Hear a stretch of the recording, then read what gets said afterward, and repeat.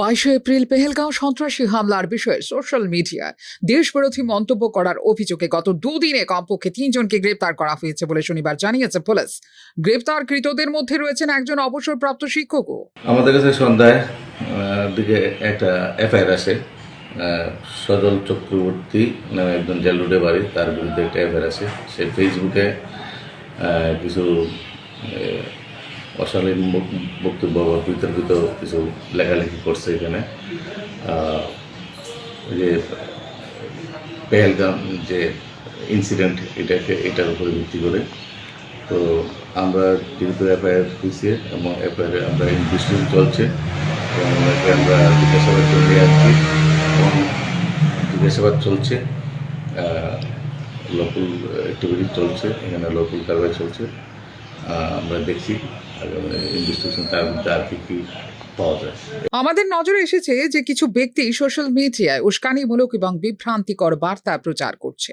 দয়া করে সচেতন থাকুন যে এই জাতীয় বিষয় ফরওয়ার্ড করা বা ভাগ করা বা তৈরি করা আইনত অপরাধ। এই ধরনের কার্যকলাপের সাথে জড়িতদের বিরুদ্ধে কঠোর আইনি ব্যবস্থা নেওয়া হবে। আমরা সকলকে কোনো উস্কানিমূলক এবং বিভ্রান্তিকর বার্তায় মনোযোগ না দেওয়ার বা ফরওয়ার্ড না করার জন্য অনুরোধ করছি।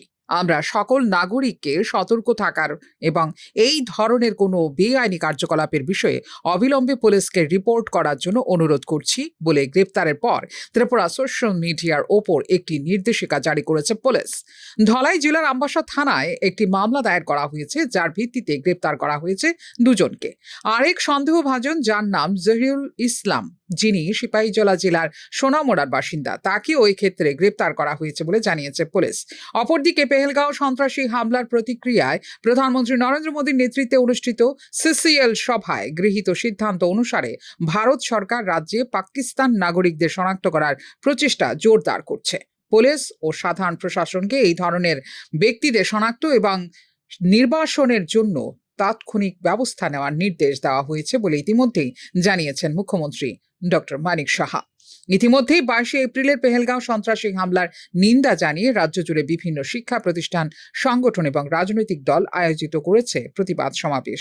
এই ঘটনার নিন্দা জানিয়ে ঘটনায় জড়িত সন্ত্রাসীদের বিরুদ্ধে কঠোর ব্যবস্থা নেওয়ার দাবি জানিয়েছে মুসলিম সংগঠন ত্রিপুরা গাউছিয়া কমিটিও। ফিওর রিপোর্ট, নিউজ নাও।